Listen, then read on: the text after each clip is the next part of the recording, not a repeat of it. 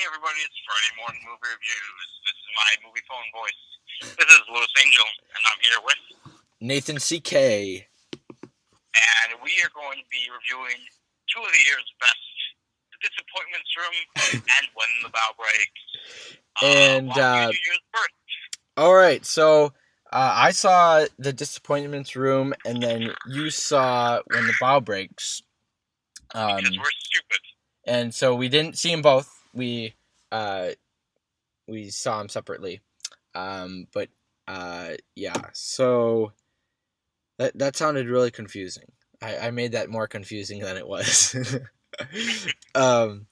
So The Disappointments Room. This is directed by DJ Caruso, and he directed, and he also directed I Am Number 4 and Eagle Eye. I remember I saw I Am Number 4, but anyway. I never saw it. You didn't? It was okay. I like Disturbia. He did Disturbia. Oh yeah, he also did Disturbia. Yep. Mm-hmm. So this movie, like, I didn't see a trailer for this movie, and it had like a 0%, so I wanted to really see what a 0% movie looked like. And so basically, this is a mother and her really young son, and they get this new house, and it's basically your typical horror movie. So they're coming from the big city, moving out into the country, find this old, tattered, creepy house, and that's where they want to live for the rest of their lives. So I guess the history of this town and this house is that there used to be a family in the early 1900s, and they used to live in this house, and then they died, of course. So then they kind of are researching that and going into the town, and seeing how the town is and trying to settle in a little bit. So a little creepy stuff starts happening. She starts seeing this dog periodically, and then she finds out that this dog is from these pictures from the 1900s, and so she starts losing her mind a little bit. And then I'm just gonna spoil the heck out of this movie. I don't really care. So if you want to see The Disappointments Room, pause this review, run out, go see it, and then come back. Exactly. I'll give you 1 second. All right, you're back. Keep going. All right. So, just a little bit with the actors. Kate Beckinsale, she lost all hope for acting, at least for me. She sucks so much in this movie. She sucks so much. Every time she tries to act, it and I say that word tries is tries because she really can't. She fails. And it's just horrible to watch her, and it's like, come on, you can do better than what you're doing right now. But there's the son, Duncan Joyner, and I mean, he's okay. Is he the next kid from Room? No, he's definitely not. No kid will ever be as good as the kid from Room, Jacob Tremblay. He's amazing. He should be cast in every kid's role. He should be in that role. And then doesn't matter. He can do it. And then just grow his hair long again. And then the dad, Mel Rado, he was he's in Legend. I haven't seen Legend. Never even heard of it. With Tom Hardy. No. That one just came out in 2015. Anyway, He plays the father, and he's really good. I liked him. He takes on like a little bit of a Mark Ruffalo. He reminds me of, just in his voice. He's really good. He's like the most lovable character in this movie, and he's what like almost like glues this movie together a little bit for like a 1%. But it definitely has its ups and downs. It takes its time so much. And is it scary? It's not scary. It's basically the mom, Kate Beckinsale. You find out later in the movie that she lost her 3-month-old daughter, and she was sleeping on it, so she suffocated it, and it died. So she thought that she lost it in labor during birth, but then she finds, and she kind of she wanted to like put that off in her memory, and that's why they moved out into the country and stuff. And it's really weak plot. Like that doesn't even make any sense. And then she's on these pills and on this medication, so she ends up almost stabbing her son to death because she's losing her mind. And then the movie ends with them leaving the house and going back. Everybody live? And yep, everyone lives, of course. Just like every Disney movie, everyone lives. Because this is a Disney movie. It just makes like how it's so pointless to everything that just happened. Because they go back. I mean, what was the point of them moving in the first place? They didn't, like... Nothing really... I mean, stuff happened, but it wasn't for a purpose. Like, I just didn't make any sense to me. It was one of the worst movies of the year, by far.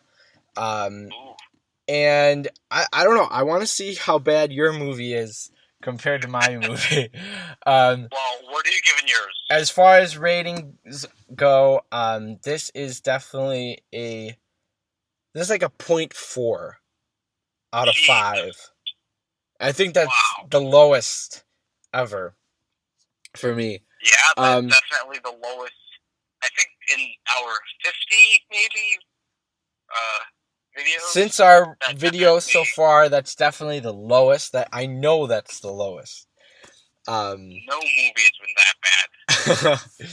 Oh goodness. Well, my movie, directed by John Kaser, When the Bough Breaks. It stars Morris Chestnut, Regina Hall, and they play this couple that wants to have a baby, but they can't. Blah blah blah. They get this girl. She's like 23, played by this new actress Jazz Sinclair.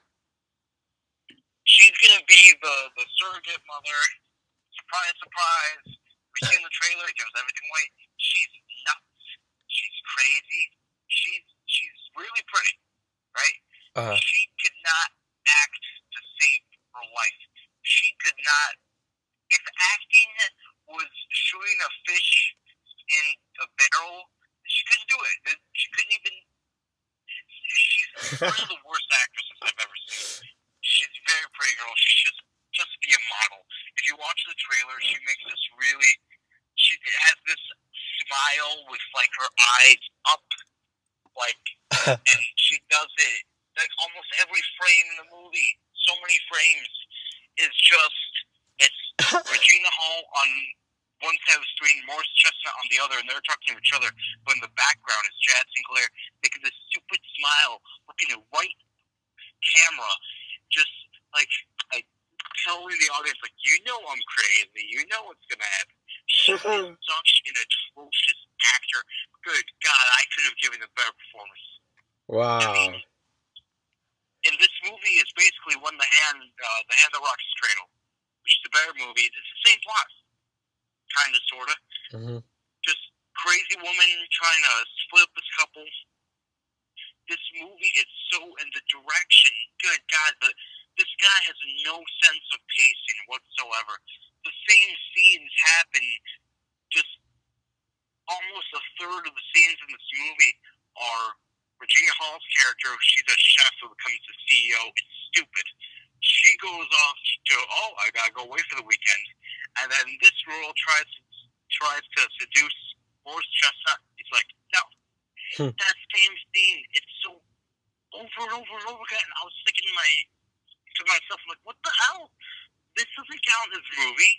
This isn't movie, right? It pissed me off so much. And none of it, so the pacing, so you see that scene enough times, it feels long as hell. It felt like this dude who's directing it, he's just saying, okay, just remember that scene you guys just did? Let's do it again, but we're going to do it in the guest house now. Okay, now we're going to do it in the kitchen. Now we're going to do it at this guy's party. Now we're going to do it at the office. The same effing scene over and over and over again. This dude was sleepwalking as a director.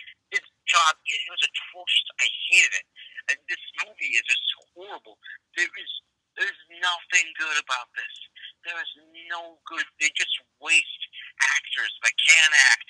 Not you, Jazz. They waste Michael Kenneth Williams, who's on The Wire.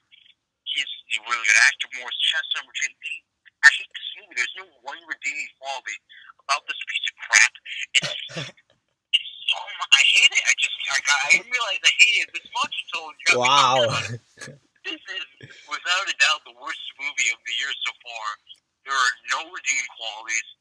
No one should see this movie. It's a waste of time. It is a 0 out of 5. 0! Wow! How about, like, is there suspense to this movie? Because the trailer is a little... The only suspense is you're like, oh God, like, when is this girl going to get off screen? And then, for me, was like just checking my watch. Like, that was more suspenseful. The video of me watching this movie is better than the movie itself. Well, I'm angry. 2 horrible movies, and you just witnessed a 0 out of 5. 0.4 and a 0. That's just horrible. Wow. There was no need for this movie to be made. There was nothing good about it, dude. Like, not one thing. And it's crazy. I'm just looking at it right now. It says the budget was $10 million, and it made... it made that back. It made 17 so far. This is just a cash grab for them. Right. Yeah, I don't even want to keep talking about these movies. It's horrible. And I paid to see. Oh God. No one should pay to see this. Yeah, if you have AMC close by, just use your free rewards. No, don't use your free rewards. Screw that. It doesn't deserve your... Don't see it at all. Don't even see it. Don't even see it. Either of these. Save your money and your time. Go see Sully. Yeah? It's usually pretty hard for me to come up with, at the end of the year, the top 10 worst films of the year. This thing, right now, without a doubt, is easy. Number 1. Yep. Right now, I hope nothing is worse than this. I did not think it would be that bad watching the trailers, but I hate it. Will we go negative? Who knows? Negative -1? I don't know. Stay tuned. Keep watching, guys. Alright, guys. So that's the disappointments room. Ooh, I have one more thing to add about the disappointments room, and I thought this is why it got a 0.4. And I totally forgot to say this. It's no spoilers, but it's why it's called the disappointments room. You find out that in this book that she's reading, and it's basically in these archives that a disappointments room is a room back in the 1900s where families would keep their disfigured children and kind of uh, yeah, like disfigured and not normal kids, and they would keep them in that room because they were disappointments to their parents, and uh, and so then they would just keep them in there forever until they died. And I want, like, isn't that crazy? I thought that was kind of strong on where it could have gone, but then, like, it just and that was the room that she you saw the trailer, right? Yeah. Yeah, that was the room that she got those keys to go inside, and so that was that room, and nothing really happens in there. She just like walks in it, and then she mysteriously gets locked in it. But anyway, I thought that could have been something strong, but then they didn't even use it anyway, so it was basically pointless. All right, screw these movies. It was interesting. Yeah, I kind of want to research if that's actually true or not, but I researched a little bit. I think it is true. Oh wow, yeah, so that's crazy. All right, guys, leave you on that.